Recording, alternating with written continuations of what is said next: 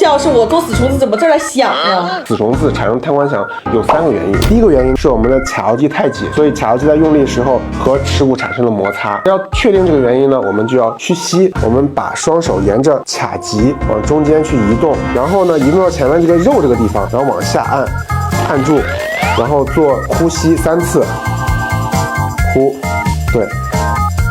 3次之后，我们这个髂腰肌放松之后，我们再做这个活动啊。如果你的髋弹响减轻或者是消失了，那我们就要经常做一下这个练习，把髂腰肌先松解一下，再做这个死虫子。第二种原因是髋关节周围的滑囊有关。髋关节在活动的时候，它需要滑囊在旁边去做润滑。如果滑囊产生了增生或者肥厚，就会在肌腱移动的时候产生弹响。这个时候我们可以把髋向外、向内做几次活动。